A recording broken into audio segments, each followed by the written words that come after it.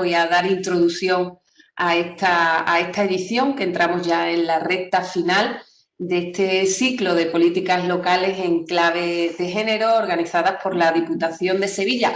Como sabéis, comenzamos el 18 de septiembre, hace ya un mes, y bueno, finalizaremos en esta semana, el día 22 de octubre, con la última de ellas. Hoy tenemos la suerte de que nos acompañe una mujer jovencísima y muy preparada en representación de Cotidiana.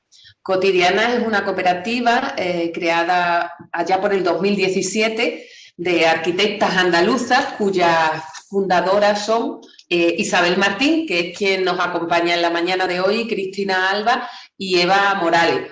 Y a ellas, a las tres, las une su vocación de participar en femenino y en la construcción de otras maneras de entender nuestras ciudades y nuestros pueblos, así como sus espacios habitables, ¿no? Ellas quieren incorporar a la arquitectura y al diseño de nuestras ciudades y de nuestros municipios el bioclimatismo, la sostenibilidad, la sensibilidad, una arquitectura adaptada a las necesidades de las personas, en las que ellas entienden que tenemos que situar a las personas en el centro, ¿no? Y no quiero obviar leer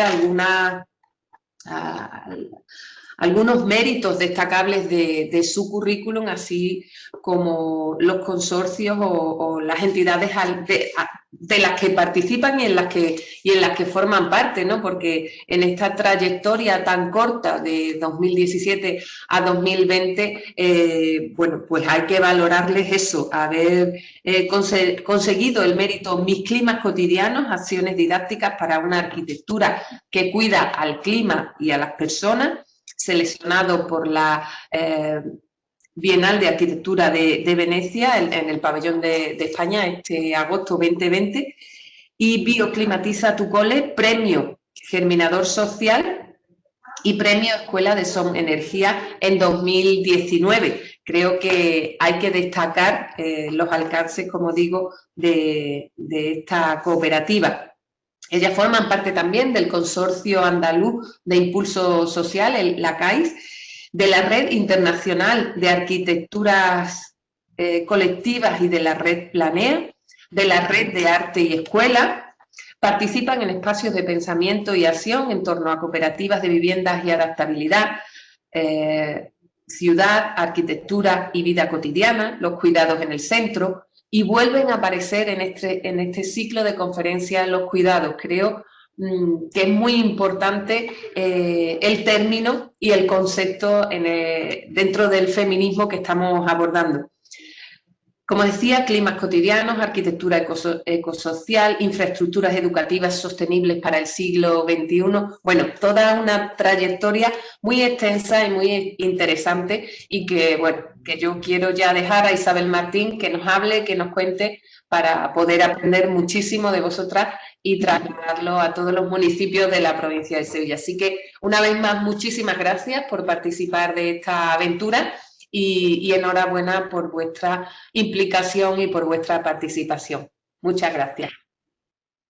Pues muchísimas gracias, qué ilusión estar aquí, qué necesario y qué alegría como ciudadana que, bueno, pues estas líneas de políticas públicas que necesitamos y que está muy bien que nos pongamos a hablar de ello. Sería maravilloso vernos las caritas y así, pero bueno, queda mi abrazo y mis ganas de que en un futuro podamos encontrarnos. Bueno, yo soy Isabel Martín, soy parte de Cotidiana. Os voy a darme un segundo porque os voy a compartir una presentación, porque como el urbanismo con perspectiva de género, bueno, es algo, digamos, que no es que sea nuevo, pero hemos empezado a ponerle nombre hace relativamente poco, y creo que nos puede ayudar a entender mejor este apoyo, ¿vale? De la presentación, que si es necesario, pues podemos, las referencias, por ejemplo, que vienen, os las puedo enviar por email o algo así, donde podréis consultar un montón de bibliografía. Necesito que me deis permiso para compartir mi pantalla.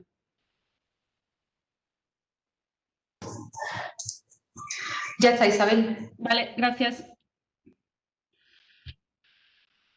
Entonces, en cualquier caso, podéis interrumpirme si lo consideráis o queréis que me detenga más, como después vamos a tener un ratito de conversación, ¿vale? Podemos volver al punto que queráis. Si tenéis alguna duda en alguna página, pues la anotáis y después lo vemos, ¿vale? Entonces, bueno, eso, pues, yo formo parte de Cotidiana, que es una cooperativa de 3 mujeres arquitectas andaluzas. Decimos andaluzas porque creemos que es importante señalar que ser del sur, de algún sur, en este caso nuestro sur de la península ibérica, no es lo mismo que ser de otros territorios, ¿no? Tiene connotaciones y mucho más cuando hablamos de espacio público y vida cotidiana, ¿no? No podríamos hacer el mismo análisis en Bilbao que en Huelva. Aunque llevemos poquito tiempo constituidas como cooperativa desde 2000, con esta forma jurídica, somos 3 arquitectas, yo soy la más pequeña, pero con trayectorias anteriores. Eva Morales tenía un estudio antes conocido como La Panadería, que consiguieron además muchos premios de arquitectura, es doctora arquitecta. Cristina, mi otra socia, es doctora arquitecta de medio ambiente, una de las consultoras de arquitectura bioclimática más importantes de Europa, aunque ella no os lo va a decir, pero os lo digo yo. Y bueno, yo que además de arquitecta tengo un máster en geografía y también mucha trayectoria en participación.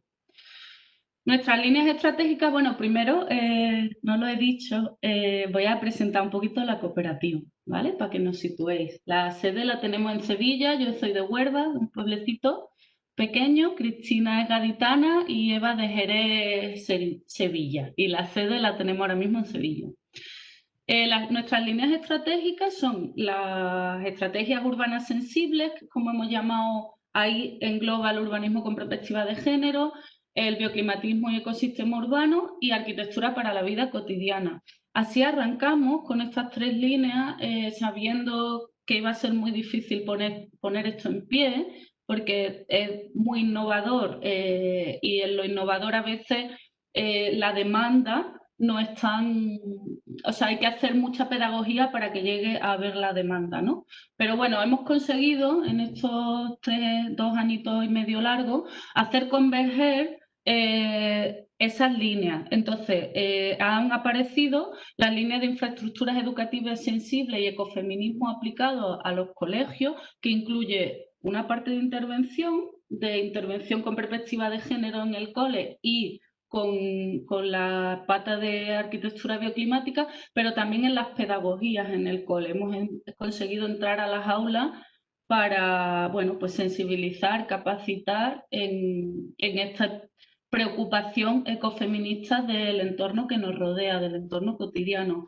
Y después la línea de estrategias habitacionales y urbanas sensibles, que acabamos de conseguir arrancar con una fundación muy, bueno, importante, que se llama la Fundación Daniel y Nina Carasso, que nos ha seleccionado uno de los 6 proyectos seleccionados en España en esta convocatoria, que se llama Barrios Convivenciales ante la Emergencia Climática y Social, que vendría a ser pues lo que ahora llaman la ciudad post-COVID, que en realidad tiene que ver con las preocupaciones de las que venimos mucho tiempo hablando, que es la crisis de cuidado, la crisis energética y la ausencia de que nos pongamos a ello, ¿no? Pues bueno, vamos a hacer este proyecto piloto que arranca ahora en noviembre en San Juan de Alfarache.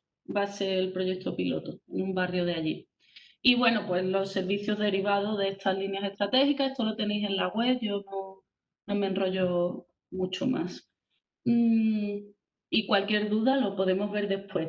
Además de, bueno, pues hemos estado, bueno, ¿cómo se dice? Cuando te dan un reconocimiento, hemos tenido reconocimientos importantes para nosotras porque en estas líneas de trabajo cualquier comunicación en positivo o reconocimiento es importante para saber que las cosas son posibles y que además las estamos haciendo las mujeres y las estamos haciendo mujeres desde el sur. La diputada lo ha dicho, ¿no? Bioclimatiza tu cola tuvo este premio en el Germinador Social. El proyecto que después os enseñaré de patios escolares y entornos escolares inclusivos con perspectiva de género, de esas dos líneas, Bioclimatiza tu cole y Urbanismo con perspectiva de género aplicada a los patios escolares, convergió en que nos llamaran de la red de arte y escuela Planea para Mis climas cotidianos, que ha sido seleccionado en la Bienal de Venecia. Se refiere a Mis climas cotidianos, los climas climáticos, ¿no? De frío, pero también los climas de convivencia, esos cuidados, ¿no? El proceso de Mujeres Haciendo Barrio, que ahora estamos finalizando una fase en Cáceres, que es un proceso de urbanismo con perspectiva de género, y bueno, el de barrios convivenciales que os comentaban de la Fundación Caraso. Bueno, algunas... Entonces, nosotras en la memoria de actividad os comparto así muy rápido, en estrategias urbanas sensibles, que es lo que nos trae hoy aquí, sobre todo lo que hemos hecho tiene que ver con la sensibilización. Talleres de introducción al urbanismo con perspectiva de género, charlas, rutas urbanas, porque todavía, y por eso he iniciado esto dando las gracias, porque está muy bien que desde las entidades públicas, que son las que velan por nuestras ciudades, haya esta preocupación, ¿no? Es importante. Aquí, bueno, esto lo podéis consultar en la web, en nuestras redes sociales, en la línea de bioclimatismo y ecosistema urbano ya os he contado algunas de las intervenciones más destacadas que podréis mirar también en la web y en Arquitectura para la Vida Cotidiana. Aquí algunos procesos de cohousing que estamos intentando arrancar, es lento y complejo, pero muy ilusionante y urgente, creo también. Y bueno, aquí una parte de dossier de proyectos de arquitectura que avalan un poco y sostienen las capacidades, ¿no? De la cooperativa. Estos son de los trabajos de las compañeras anteriores a Cotidiana, en colegios, en arquitectura bioclimática. Y bueno, entonces, ahora si estuviéramos viéndonos, yo preguntaría, ¿alguien sabe qué es el urbanismo con perspectiva de género? Como no os estoy viendo la cara, pues no sé qué estáis diciendo. Yo voy a considerar, ¿vale?, que no lo sabemos, porque yo no lo sabía hasta hace 5 o 6 años. Entonces, vamos a partir, ¿vale? Voy a partir en esta charla de que no lo sabemos. Porque, bueno, pues si sabéis cosas, que sabéis mucho, de hecho, en realidad, pues bueno, eso que llevamos, ¿no? Pero vamos a partir de que no lo sabemos. Y antes de empezar la parte más teórica, es importante que sepamos y recordemos que de esto podemos hablar gracias a la genealogía, ¿no? A la historia de un montón de mujeres que han puesto su conocimiento y su preocupación en la reflexión y en trabajar en la detección y la prevención de estas desigualdades de género aplicadas a la arquitectura, que no era un mundo, ahora veremos por qué, precisamente muy preocupado por los cuidados, ¿no? Y por esta perspectiva incorporada a estas prácticas. Pues Mar Gallego, Marta Román y Begoña Pernas de GA21, Marcela Lagarde en México, las compañeras de Colectivo Punsi, Zaida Musi, Rosel Casanova, Blanca Gutiérrez, Marta Fonseca, Sara Ortiz, desde el País Vasco, Yane. En fin, muchas mujeres que además, y esto es muy importante, ponen el conocimiento accesible y disponible para que podamos usarlo vosotras, vosotros y yo y podamos seguir avanzando, ¿no? Esto es muy importante. Al final os podré poner un montón de enlaces que podréis consultar. Bueno, vamos al lío. A ver. Veréis, una de las cosas más importantes para mí que tiene esta visión sobre la arquitectura y el urbanismo es que pone también encima de la mesa la experiencia de las personas vecinas. El urbanismo con perspectiva de género parte de la base de que ya nosotras somos expertas en nuestra vida cotidiana, las personas que vivimos en los barrios, que vivimos en las ciudades, en los pueblos. Por eso una parte importante va a ser preguntar, ¿vale? Ahora lo veremos.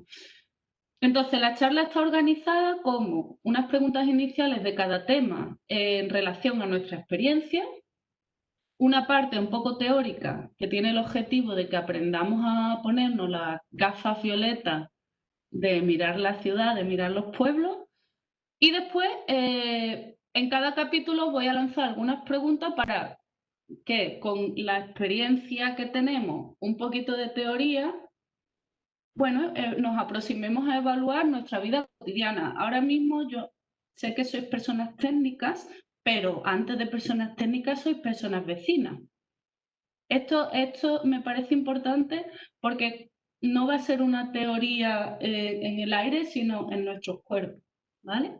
Entonces vamos a pasar por 7 puntos, vamos a ver por qué las ciudades no son neutrales y qué personas están incluidas y no están incluidas en ellas, el impacto de las ciudades en el medio ambiente, aunque vosotras y vosotros venís de entornos de ciudades más pequeñas, pero creo que es importante también que lo he incluido porque me parece importante que tengamos de fondo la urgencia climática, ¿vale?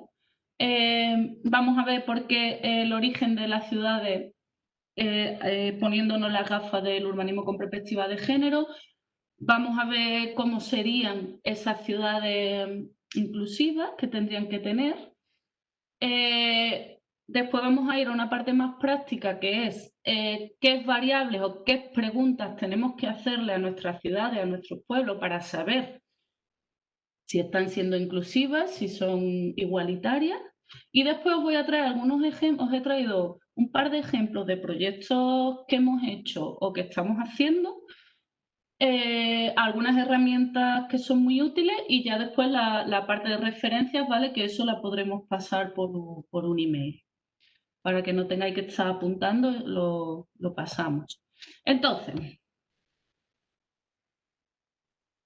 es muy raro no veros, porque no sé si estáis a gusto. Ay, ¿qué pasa? Vale. Entonces, en vuestra experiencia cotidiana en la ciudad, en vuestros pueblos, en las ciudades, ¿diríais que todas las personas vivimos en igualdad de condiciones, que tenemos el mismo derecho a la ciudad? ¿Tiene el mismo derecho a la ciudad, a la autonomía, mi abuela que yo? ¿Consideráis que la ciudad está teniendo en cuenta o vuestro pueblo está teniendo en cuenta las necesidades y tareas de cuidado? Es decir, ¿te resulta fácil hacer la compra o atender a una persona vulnerable o dependiente? ¿Puedes moverte con autonomía? ¿Hay sitios para descansar que no sean de consumo? ¿Hay espacios seguros para que las criaturas jueguen? ¿El espacio público es adecuado para todas las necesidades de movilidad? Ahí os lo dejo. Bueno, ¿cómo se construye, cómo existe esta diferencia de género, ¿no?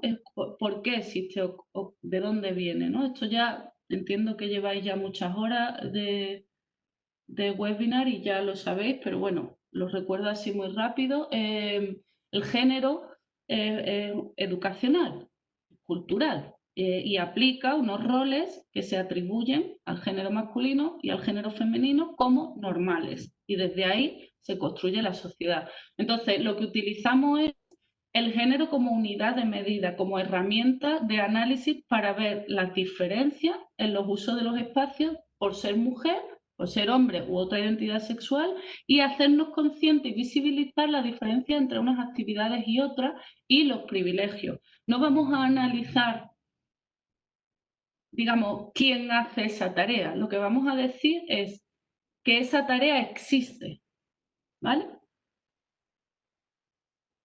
Entonces, ¿cómo se han construido los roles de género? tradicionalmente al hombre se le ha atribuido el espacio público y a la mujer el espacio privado. Es decir, la mujer en la casa y el trabajo de cuidado, y a los hombres el espacio público, el trabajo remunerado, la política, la representatividad. No sé si os suena. Bueno.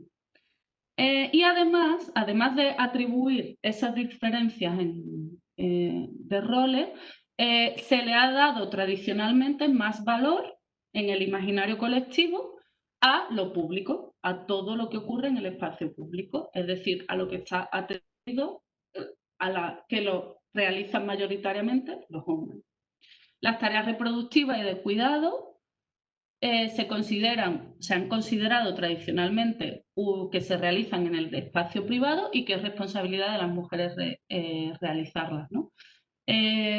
Esto es una de las primeras cosas que son falsas, ¿no? En el espacio público también se realizan tareas de cuidado. Ir a la farmacia, hacer la compra, recoger a las criaturas del colegio, llevarlas. Entonces, esos roles de género, además, ¿cómo se construyen? Entre otras maneras, hay muchas maneras, ¿no? De manera, pues, todo el mundo audiovisual está sosteniendo ese imaginario, ¿no? Pero mira, aquí a mí me parece especialmente grave cómo se construye desde la infancia, ¿no? Ahí hay una foto de las Navidades del año pasado del catálogo de juguetes como infantil, ¿no? Cómo se atribuyen esos roles desde la infancia.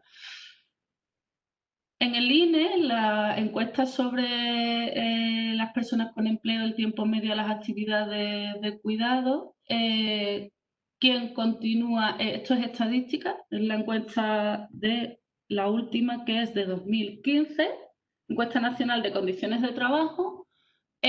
Bueno, pues ahí podéis ver, ¿no? Quién estadísticamente sigue desarrollando principalmente las tareas domésticas, pues un 77,5% de las mujeres, mientras un 32% de los hombres.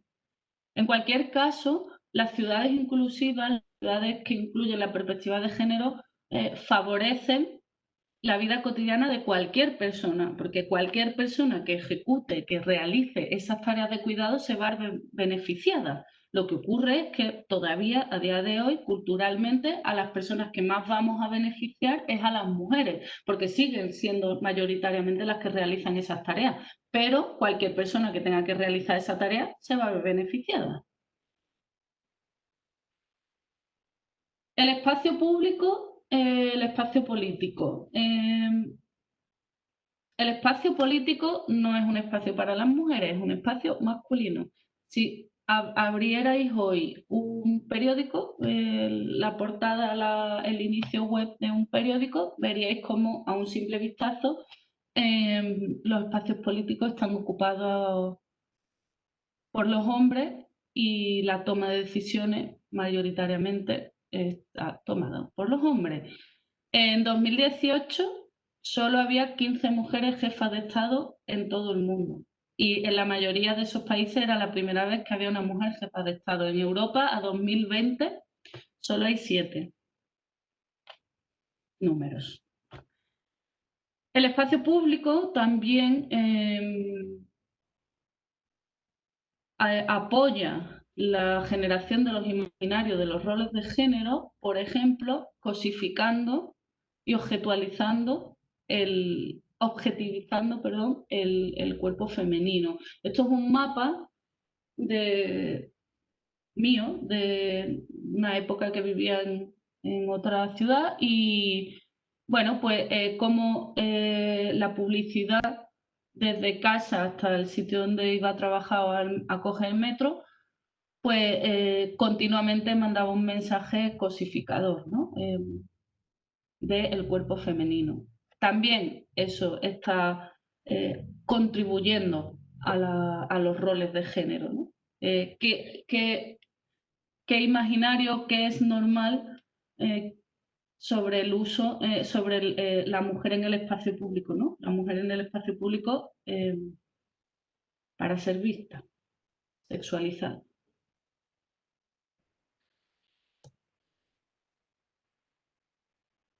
Después, el espacio público como espacio simbólico, cómo construye el imaginario de qué personas son relevantes y merecen un reconocimiento público y quiénes no. El nomenclator de las clases, de las calles, perdón, las estatuas, podéis ver cómo, bueno, pues las pocas mujeres que están representadas tienen que ver con lo religioso. Em, Algunas tienen su también con lo folclórico. Y los hombres son mayoritariamente los que ocupan el espacio, los nombres de las calles, con bueno, pues, científicos, escritores, y eso genera el imaginario sobre qué es lo importante, qué es lo que se visibiliza y qué no. Siempre hablamos, ¿no?, desde los feminismos, de la importancia de tener referentes. Pues eso también está construyendo realidad. Así que ahora nos vamos a volver a preguntar, ¿no? ¿Nos parece que vivimos en una ciudad inclusiva? ¿Nos parece que vivimos en una ciudad, un pueblo que representa valores de igualdad, paz e inclusión? Una vez escuchado esto, ¿consideráis que vuestras necesidades están siendo tenidas en cuenta, las de otras personas que os rodean? Ahí los dejo, después las retomamos.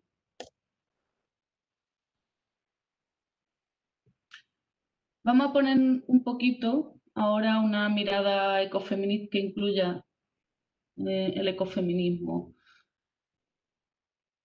En vuestra experiencia cotidiana, ¿creéis que vivís en entornos sanos? ¿Creéis que son sostenibles los espacios que tenéis alrededor? ¿Creéis que desde las políticas locales se está preocupados y ocupadas por la sostenibilidad? ¿Existen políticas de transporte público, de desarrollo sostenible de medio ambiente?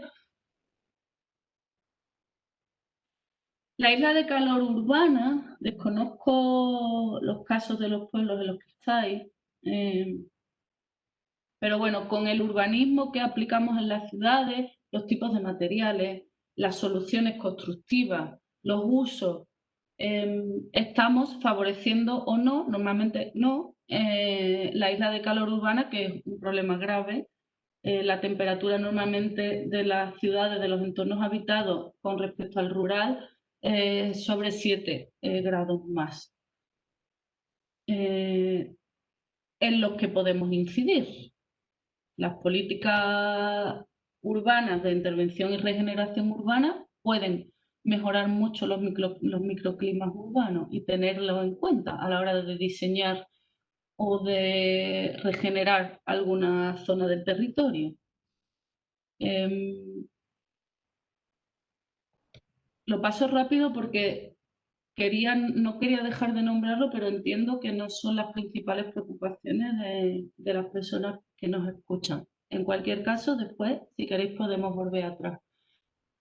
También lo traigo así como pincelada, aunque me imagino que no es de los principales problemas que os encontráis en los pueblos. Vamos, que yo soy un pueblo.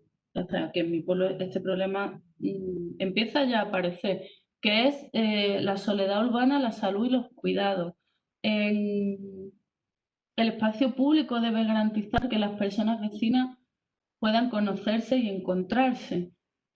Cada vez más, de hecho en Reino Unido ya existe un Ministerio de la Soledad Urbana. Cada vez más las personas estamos más aisladas y más solas en las ciudades.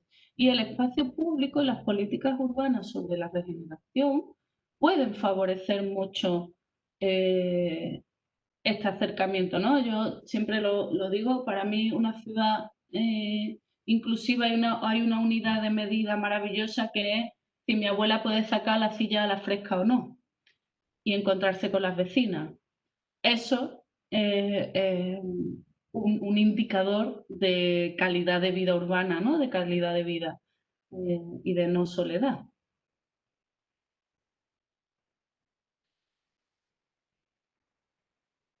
Entonces, vamos a ver el origen de las ciudades, cómo hemos llegado a tener este tipo de ciudad, ¿no? Vamos a volver a preguntarnos, por ejemplo, que empezamos con la conversación aquí, si consideráis que se escuchan en el lugar donde vivís las necesidades de las personas vecinas, si la experiencia es considerada o si se da por supuesto, si las personas están representadas en sus necesidades, ¿no? Y sobre todo también el derecho a incidir en la mejora de la calidad de vida urbana. Las personas vecinas tenemos mucho que decir sobre nuestras ciudades, ¿no? Tendríamos que preguntarnos quién ha proyectado nuestras ciudades. En la mayoría de los casos, si lo pensamos así sin darle mucha vuelta, pues nos vamos a imaginar a arquitectos, urbanistas, hombres. Esta foto que veis ahí es el Premio Nacional de Urbanismo 2014, donde hay solo una mujer. ¿Quién toma esas decisiones, ¿no? Sobre la planificación urbana y territorial, el diseño de las ciudades? ¿Qué usos se priorizan? ¿Qué experiencias y qué realidades son los que se ponen en el centro? A este conjunto de decisiones lo llamamos modelo de ciudad. No es lo mismo pues poner un centro comercial que apoyar el comercio de proximidad. No es lo mismo ir a comprar pan dando un paseo y que te fíen si hace falta que ir al Carrefour o a otro, sin ofender. No es lo mismo, ¿no? Son decisiones, son políticas urbanas importantes. También es importante, o sea, bueno, perdón, me he ido, ¿no? Aquí tenéis una foto de la Fundación de Arquitectura Contemporánea de 2018, donde también la media más o menos es de 10 hombres por una mujer. Esto solo sirve para evidenciar que no me estoy inventando, o sea, que podemos ver que las personas que deciden sobre la ciudad son hombres. ¿Qué modelos de ciudad se han diseñado? Pues modelos de resort, de ocio, de turismo de masas, de campo de golf, que además se han promovido como algo bueno. Esa idea de ciudad, ese imaginario sobre lo deseable, ¿no? No se ha proyectado poniendo en el centro a las personas vecinas y la mejoría de sus vidas cotidianas, ¿no? En el centro estaba una idea de desarrollo económica y territorial que respondía a otros valores, a otros principios que no era precisamente el cuidado de las personas en el centro. Yo vengo de un territorio en el que se ha condenado a las personas vecinas para siempre, porque es muy difícil volver atrás con un modelo de desarrollo de turismo de masa, a empleos precarios, muy precarios y temporales.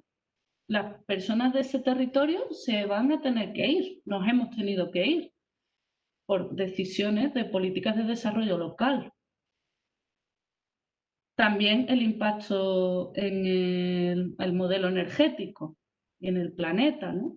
La concentración de grandes núcleos atractivos de personas que hacen un foco de CO2, de transporte, ¿no? Bueno, y en definitiva, ¿cuáles han sido las prioridades para proyectar una ciudad u otra? Os lanzo. ¿Creéis que las prioridades han sido el acceso, el derecho a la vivienda digna, poder jugar sin ser atropellado o atropellada por un coche, pasear, el derecho a sentirse segura, a sentirse perteneciente a un barrio, a una vecindad? Yo ahí lo dejo. Así que a este punto podemos decir que las ciudades no son un espacio neutro, es decir, responden a principios de decisiones políticas. En esas ciudades, en esos pueblos, no tenemos las mismas oportunidades, no tenemos las mismas relaciones con los espacios unas personas u otras. la base de la planificación ha sido la experiencia de un ciudadano que se ha considerado estándar, que es un hombre blanco, cisgénero, con todas las capacidades motoras y con capacidad económica alta. Todo el resto de experiencias, pues hombres con otras movilidades, niñas, niños pequeños, personas que llevan un carrito de la compra, personas más mayores, mujeres, todas esas personas no han sido tenidas en cuenta sus experiencias en la vida. Si diseñamos considerando a ese hombre blanco con capacidad económica y con capacidad motora plena, nos van a dar de resultado unas ciudades y no otras, ¿no? Si diseñáramos la ciudad desde una silla de ruedas, pues la ciudad sería muy distinta, por ejemplo, ¿no? Se dice que una ciudad donde un niño o una niña puede vivir con calidad de vida y autonomía es una ciudad donde todas las personas podrán vivir con calidad de vida y autonomía. Así que este ciudadano estándar, además, que da la medida de todas las cosas, solo tiene que ir de casa al trabajo y del trabajo a casa. No se ocupa de más cosas. Es decir, todas las tareas reproductivas no forman parte desde el lugar que tomamos las decisiones sobre la intervención en la ciudad. Es decir, si del punto A, nuestra casa, al punto B, nuestro trabajo, ida y vuelta, no estamos teniendo en cuenta que desde casa al trabajo, en el caso, imaginaros de una persona que va a hacer tareas de cuidado y también va a ir a trabajar. Bueno, pues por el camino, antes he llevado al niño al colegio. Antes de ir al trabajo me he pasado a comprar 1 kilo de tomate que me hace falta para hacer gazpacho hasta mediodía. Después me tengo que acordar a ver si en la media hora del café voy a ver a mi madre que le hace falta la medicina que yo se la voy a llevar. Y empieza a haber un montón de puntitos de nuestras actividades que no son ir de casa al trabajo y volver, que son mucho más complejas. Si pusiéramos esa complejidad encima de las decisiones urbanas, tendríamos otro tipo de ciudad. Espero que se me esté viendo porque como no os veo las caras, no lo sé. Sigo, ¿vale? Después, si hay alguna duda, volvemos atrás. Lo que dicen como definición en mujerenred.net, dicen, el androcentrismo es la visión del mundo que sitúa al hombre como centro de todas las cosas. Esta concepción de la realidad parte de la idea de que la mirada masculina es la única posible y universal, por lo que se generaliza para toda la humanidad, sean hombres o mujeres. También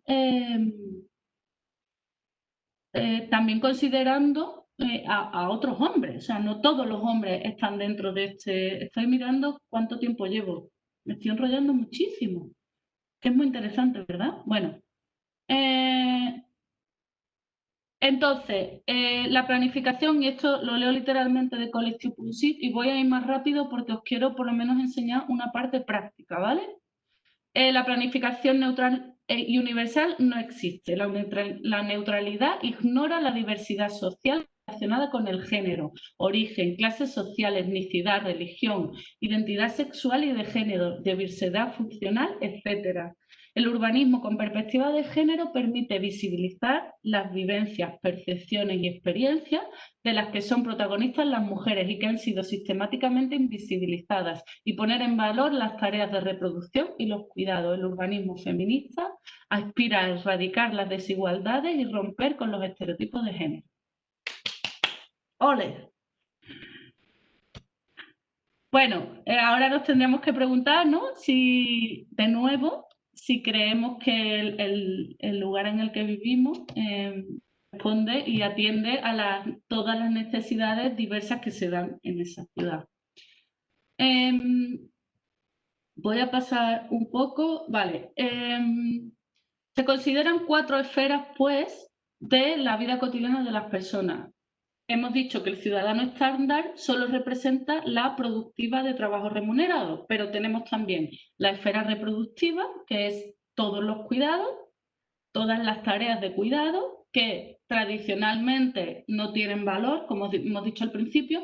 También está la esfera propia, esto es muy interesante, cuando hacemos los talleres de urbanismo con perspectiva de género. Preguntarle a una mujer por su esfera propia, eso es una cosa graciosísima, porque muchas no tienen, no tenemos. Y la esfera comunitaria. Sigo adelante. Que os traía un poco de barrios convivenciales, ecofeminismo, pero ya lo estamos hablando. Quiero llegar a la parte más práctica. Vamos a dividir en varias áreas de reflexión para dar un paso más en acercarnos a cómo mirar esa ciudad, qué preguntas hacernos, ¿vale? ¿Qué variables urbanas tenemos que mirar para la toma de conciencia de estas ciudades inclusivas e igualitarias, ¿no? Primero, es importante la participación. Y en esto es necesario que se haga un posicionamiento con perspectiva de género. Nosotras distinguimos en trabajar en talleres mixtos y no mixtos, porque si no lo tienes en cuenta,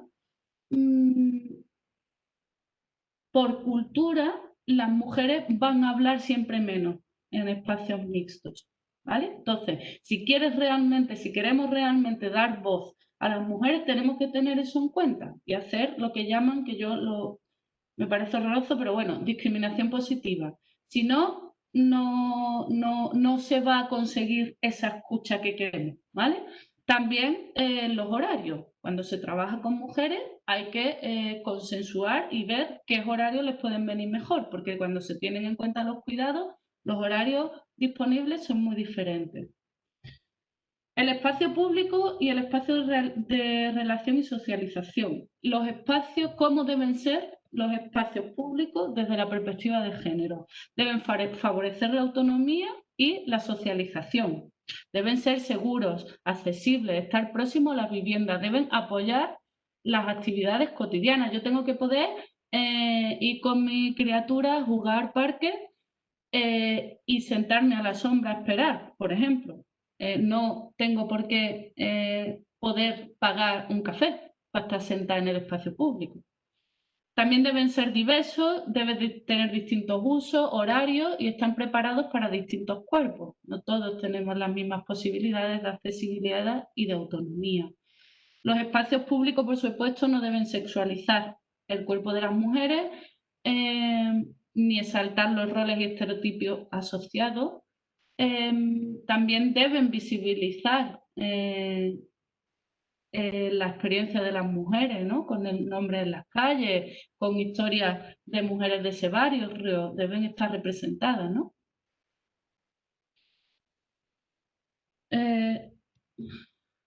Perdón.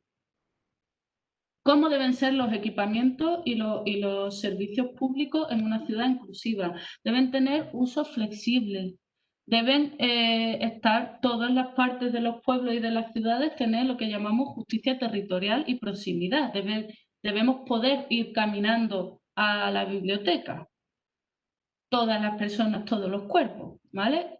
También en los equipamientos se consideran el pequeño comercio, el comercio de proximidad fundamental para el arraigo y para el derecho a la vida cotidiana digna, ¿no? Decimos que un buen barrio es aquel en el que yo por la mañana salgo, yo qué sé, cabrea con no sé qué me ha pasado y compro el pan, compro un kilo de papel y ya he arreglado el mundo, ¿no? Porque me he ido encontrando a gente con la que he podido ir hablando de eso, ¿no? El, la movilidad en la ciudad inclusiva debe privilegiar los espacios peatonales, debe ser seguro y debe facilitar la planificación de la vida cotidiana. Cuando después os voy a enseñar algunos de los talleres, justo en este punto, como una madre se dio cuenta de que todo lo hacía en coche, porque todo dependía del coche, ¿no? Ir al colegio y a las actividades extraescolares, hacer la compra, estaba en el coche todo el día. Y el parámetro también importante que incorpora el urbanismo con perspectiva de género, que es la seguridad, la percepción de seguridad, la autonomía y la libertad de usar el espacio público. No solo las mujeres experimentan violencia en el espacio público, hay muchos cuerpos que experimentan violencia en el espacio público y hay muchas maneras de experimentar esa violencia. Y la vivienda también forma parte de la pregunta que nos tenemos que hacer sobre la ciudad inclusiva. Si hay usos compartidos comunitarios, cómo son las plantas bajas de los edificios, los usos y las actividades complementarias a esa vivienda. Y bueno, os traigo estamos acabando ya, ¿vale? Un par de experiencias. Entonces, mira aquí, el diagnóstico que hicimos con perspectiva de género en el patio y en el entorno de un colegio en Sevilla. Esto lo financió una financiación muy pequeñita, la Fundación María Fulmen, en Sevilla, y tuvimos de referencia publicaciones de Collectiu Punsís y de Equal Saré sobre el patio de la escuela. Entonces, hicimos una zonificación, una planificación sobre cómo trabajar en el cole, en el patio, según las características. Analizamos los usos del patio preguntándonos sobre la diversidad, la flexibilidad, la interrelación, el confort y la representatividad. Y después de un tiempo de observación participante, la observación participante es una metodología de análisis, entonces tomamos nota literalmente de cómo se usaba el patio durante el recreo, quién lo usaba y haciendo qué.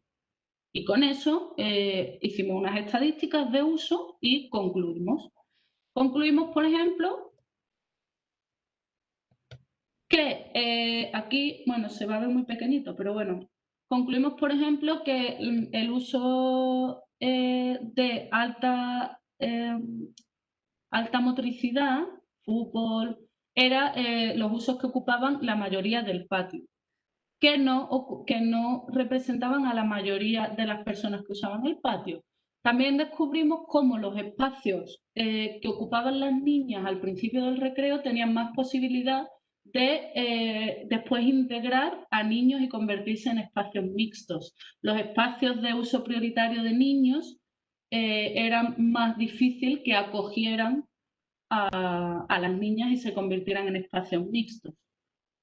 Bueno, esto es muy largo. Después nos preguntamos, bueno, pues analizamos con esos resultados y con encuestación al profesorado. Era muy poquita la financiación, lo ideal es hacer esto incorporando a las criaturas, obviamente, ¿vale? En el análisis de su patio.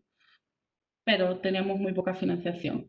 Flexibilidad, diversidad, la representatividad.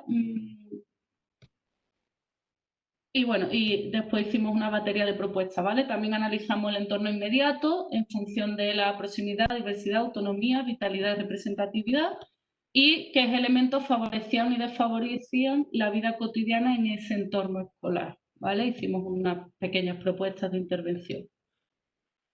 Aquí el proceso, esto lo financió la Fundación Mujeres, también muy pequeñito, de una aproximación a un diagnóstico con perspectiva de género en Aldea Moret, que es un barrio de Cáceres, donde utilizamos las metodologías, teníamos de referencia las metodologías del Collectiu Punsís de mujeres trabajando, que aplicamos y adaptamos a la realidad de este territorio.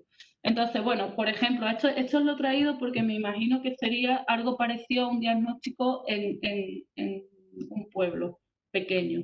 Y es cuando preguntas sobre las tareas productivas, comunitarias y propias, este barrio, por ejemplo, tiene una cosa maravillosa que es que te permite hacer todo en el barrio, o casi todo. Tiene muchos pequeños comercios, entonces no necesitas tanto coger coche para estar fuera. Fue muy interesante porque esto es una zona, digamos, existe el imaginario de que es una zona vulnerable, y trabajar con las mujeres del barrio de repente hace que se dé una voz y se emerja una realidad del barrio que van más allá de la violencia o cosas que se imaginan de ese barrio, que también pasan, es un barrio muy duro, pero también pasan otras. Es un barrio con mucha calidad de vida cotidiana.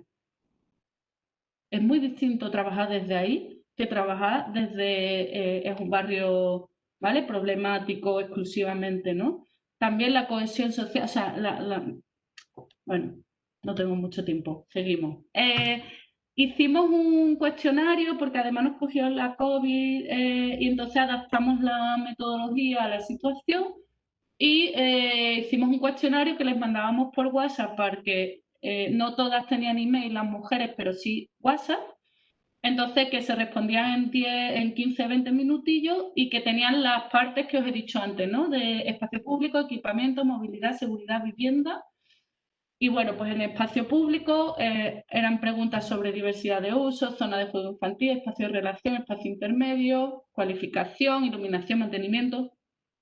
Esto es muy interesante porque son preguntas que no se les suele hacer a la ciudadanía y además a las mujeres menos, ¿no? Ay, me salta uno, bueno. Eso es. Había preguntas de equipamiento, preguntas de movilidad, transporte público, seguridad y vivienda en el barrio. Adaptamos con las compañeras de Fundación Mujeres, que tienen mucha más experiencia en el barrio, las preguntas, digamos, para que no generaran una brecha y pudieran ser entendidas por la mayor parte de las vecinas. También incorporamos en el cuestionario posibilidad de alargar las respuestas, ¿vale? Eran solo de sí o no para que fuera muy ágil.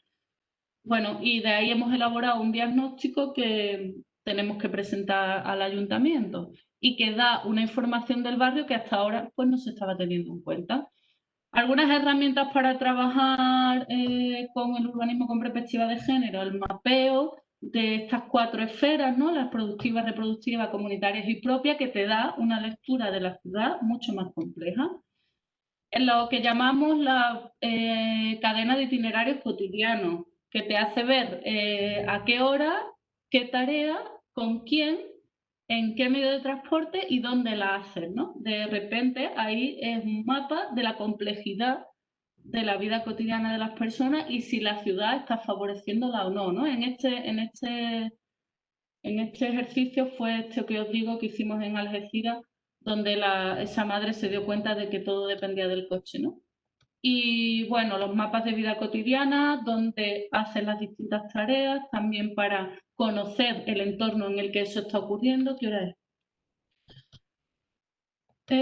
Y bueno, estas son metodologías nuestras de cotidiana, que son mapas conceptuales sobre la red de cuidado. ¿Vale? Voy rápido. Las cosas que nos gustan hacer con nosotras, las cosas que están bien en el barrio y bueno, aquí la página de referencia que os mandaré por email si queréis. Y comentamos. Muchas gracias por la escucha.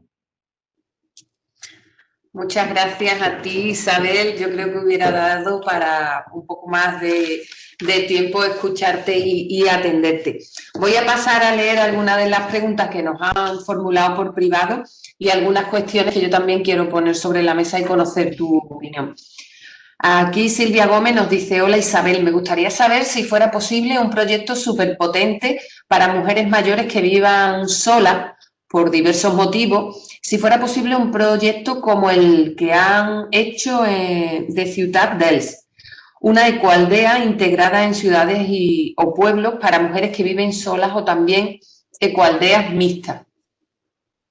Pero no entiendo bien la pregunta. O sea, si se puede hacer o si yo tengo Sí, experiencia.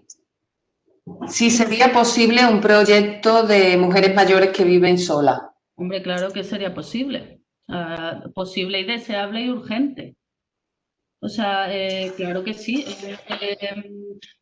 Nosotros estamos intentando, con algunas personas de CAI, poner en pie el uso de viviendas vacías en Almería para hacer una red de apoyo cotidiano, en este caso es para personas de salud mental, pero integradas en la ciudad. Claro que es posible y es urgente. O sea, de hecho, son los proyectos en los que queremos y tenemos que estar. Claro que sería posible. ¿Cómo? O sea, la pregunta es, ¿cómo y qué hace falta para ponerlo en pie? Todo lo que os he enseñado son financiaciones muy pequeñitas de ONGs o fundaciones feministas muy pequeñitas. O sea, esto es una cosa que no está siendo fácil de poner en pie. Y así. Tengo aquí otra, no sé si, bueno, una sugerencia o alguien de San Juan de Aznalfarache que nos dice, podría partirse de un diagnóstico con perspectiva de género como el plan de igualdad que hicimos en San Juan de Aznalfarache y a partir de ahí dar respuesta a necesidades con perspectiva feminista y bienestar social, salud mental, psicoemocional. Entiendo que ustedes habéis trabajado en este proyecto que tenéis en San Juan con todos esos criterios, ¿no? Teniendo en cuenta todos esos criterios. Y a mí me gustaría conocer tu opinión. Está claro que las ciudades actualmente, los municipios y los pueblos, cada vez se van vaciando más los centros o los cascos históricos, dándose dotación de nuevos barrios, de nuevas barriadas, para la gente joven o de nuevas viviendas. Sin embargo, no hay una incidencia o unas políticas dirigidas hacia la recuperación de los cascos históricos, de esos barrios clásicos, de esos centros históricos en los que las casas se están quedando vacías y la vecindad, como tú bien has anunciado antes, se está perdiendo y se está diluyendo. ¿Qué propuestas podríamos tener desde Cotidiana para, desde unas políticas locales, poder intervenir en ello? Por ejemplo, claro. Bueno, depende de si estamos hablando de qué escala de población. O sea, en los municipios más pequeños es más fácil. Primero, porque es más fácil articular soluciones que incorporen a todas las, o sea, salud, urbanismo, política pública, ¿no? Entonces, en un pueblo pequeño eso siempre va a ser mucho más fácil. ¿Por qué? Porque esas soluciones siempre, como dice Marta Román, para ciudades sencillas necesitamos procesos complejos. Hay que tener mucho cuidado con la regeneración urbana con el derecho a la vivienda. ¿Por qué? Porque cuando estamos regenerando una zona, estamos subiendo el valor del suelo, estamos haciendo más caro el acceso a esa vivienda. En un pueblo esto no suele ser un problema muy grave porque las casas son de la gente. Normalmente el régimen más normal en un pueblo es la tenencia es de propiedad, no de alquiler. Entonces, habría que distinguir primero eso y después esa complejidad. O sea, no puede ser una cosa que venga solo de urbanismo ni de intervención social. Tiene que ser un plan conjunto, que eso para mí es lo más difícil de que se entienda. Porque esta conferencia o esta podría estar en un seminario de salud mental, por ejemplo, ¿no? La soledad urbana o lo difícil, el estrés de resolver la vida cotidiana. Mis dos socias son madres cada una de 2 hijos en una ciudad. Todos los días está esto presente en nuestra vida muy fuerte. Es muy complicado, muy complicado. Entonces, para mí la primera respuesta sería que exista una posición política desde el ayuntamiento de querer abordar esto de manera compleja y entonces nos sentamos a trabajar, que hay un montón de herramientas. Y de hecho, simplifica mucho la intervención, es más barato. Es mucho más barato hacer estas reflexiones previas, hacernos todas estas, poner recursos en hacernos bien las preguntas y después las intervenciones serán lo que llaman acupuntura urbana, ¿no? Pero con un proceso complejo antes. No sé si he respondido. correctamente a Sí, tu... sí, no, comparto absolutamente que es una cuestión muy transversal todo esto que estamos abordando. Y tengo aquí algunas preguntas más que nos han hecho que paso a leerte. Vale. Bemoli nos dice, hola, gracias por este seminario. Estuve pensando cómo poder tener otra participación en el espacio público y estoy participando en Huerto Urbano, espacio reconquistado por la lucha vecinal, puesto que iba a ser desarrollado por la especulación. El huerto es una herramienta genial para crear ese tejido vecinal y lo estoy disfrutando mucho. Sin embargo, no está libre de ese machismo y seguimos reproduciendo las dinámicas de género. De 15 voluntarias somos 12 mujeres, 3 hombres, y de los cuales uno es el dinamizador, pagado por el ayuntamiento, y quien nos transmite los conocimientos del huerto. Otro es un voluntario quien se encarga de lo técnico y otro ya ha hecho un seminario. Al final es un microclima machista, siendo un grupo de mujeres dirigido por hombres, y la idea de influir desde la perspectiva de género la siento fracasada. Aun siendo mayor la participación femenina, no sé cómo poder evitar estas dinámicas y solo se me ocurre la creación de espacios no mixtos. Claro, o sea, ya, es que esto es el drama, todo el reto. Claro, o sea, a ver, todo esto tiene que ir en paralelo de pedagogías de lo que llaman otras masculinidades. No existe espacio para las mujeres, sino un paso atrás de ellos. Que no lo dan, pues esto ya aquí cada una un poco como lo... Por eso yo decía, ¿no? Nosotras trabajamos con talleres no mixtos muchas veces, porque si no, no sé, realmente, pues las mujeres No se entera. no hablan. Entonces, como si quieres escuchar a las mujeres y la experiencia, incluso aunque hicieras también un proceso mixto, pero tienes que partir de que eso no va a pasar por sí misma. Yo siento mucho, es muy interesante un huerto urbano, claro que sí, es estupendo. No hay espacios que no estén atravesados por los privilegios, no lo hay. Y además creo que bueno, que seguimos con esa cosa. Es menos que antes, obviamente que lo es, pero ellos tienen que acompañarnos y tienen que hacer también su tarea de dar un pasito atrás, porque sí. Y además también entiendo que es muy cansado y da mucha pereza la pedagogía todo el tiempo, ¿no? No sé, eh, igual se puede hacer una charla ahí, pero es que no, si no quieren, no van a escuchar, o sea, no se van a dar por aludidos. Y encima va a ser peor. O no sé, prima, la verdad. Arte tu huerto con tus amigas. O no sé, igual se puede hacer alguna metodología, ¿no? Unos puntos de cosas machistas, ejemplos de micromachismos cotidianos. Una lista allí, a ver quién se da por aludido y por aludida, ¿eh? Que no estamos exentas nosotras. Sí. Sí, Concesión Díaz nos pregunta de dónde hay que partir para cambiar el urbanismo de un pueblo pequeño e histórico que va vaciándose y mucha población extranjera, sobre todo para trabajos del campo. Pues, a ver, bueno, primero nos tendríamos que sentar a preguntar, bueno, a ver qué está pasando ahí, a reunirnos, a ver qué sabéis, qué se quiere y cómo lo podemos resolver, ¿no? No lo sé, o sea, tendríamos que hacernos muchas preguntas, pero que es posible, es posible. Lo que sin duda es posible es haciéndonos otras preguntas y haciendo otros procesos metodológicos. El urbanismo tradicional no tiene herramientas para resolver esto.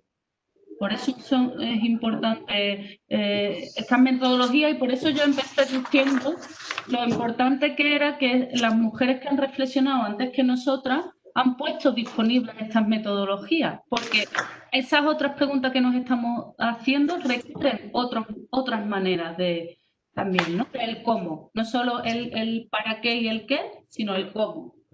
Tendríamos que sentarnos y ver y ocuparnos de ello, claro que sí, y claro que se puede. No sé cómo. Bueno, tenemos aquí algunas más. Vamos a... José Octavio Hernández nos dice, excelente webinar, de lo mejor que he escuchado hasta el momento. Toma en cuenta la realidad, sus necesidades y prioridades y cómo se juega el género en la cotidianidad del espacio público. Excelentes aportes para pensarnos en nuestro hábitat en la ciudad. Silvia Gómez nos pregunta, me gustaría saber qué opinión le merece a Isabel el fenómeno terrible en grandes ciudades de gentrificación o los de promotoras asustaviejas, en patios de corrales de Triana y otros barrios populares aprovechando vulnerabilidades varias. Pues o sea, es terrible y cruel. Yo lo digo mucho en espacios, aunque no suelo ir muchos espacios de arquitectos, porque no me siento bien y no me apetece hacer pedagogía ahí, pero siempre lo digo, el urbanismo es violento. El urbanismo, las decisiones urbanas matan gente. Matan gente de pena, matan gente de soledad, matan gente de polución y matan gente en su calidad de vida, de miedo, de miedo. Y a mí me da especialmente dolor que se considera una cosa muy técnica, ¿no? Por ejemplo, ¿no? Se va a poner 3.000 metros cuadrados de superficie terciario con edificabilidad 0,7, planta baja más 3.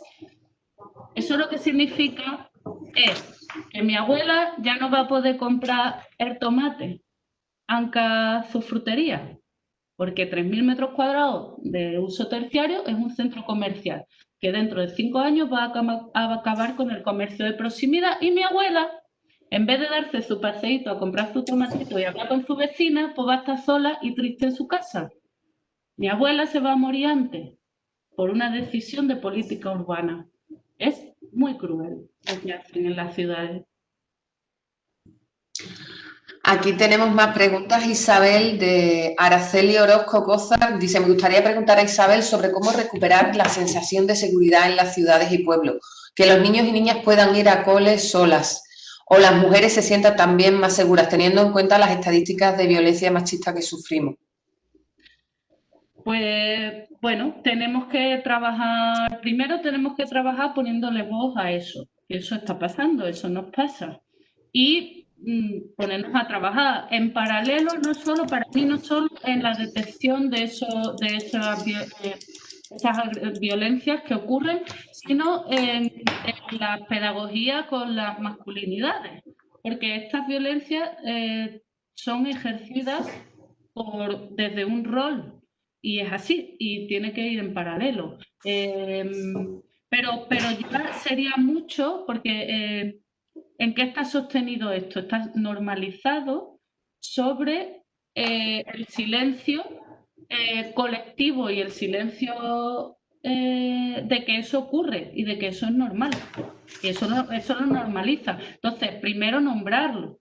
Y no es nada fácil. Yo he estado hace un par de semanas en Mallorca dando un taller y es muy complejo porque la violencia en el espacio público, en cuanto sale en un taller, a no ser que el taller sea exclusivamente de eso, en cuanto sale un taller es muy curioso cómo la gente da un paso atrás, porque una cosa es hablar de que me cuesta ir a comprar pan y de ir a la guardería, y otra cosa es hablar de que tu vecino te mira de arriba abajo todos los días a las 8 de la mañana cuando tú te vas a trabajar y se te pone a ti el cuerpecito malo.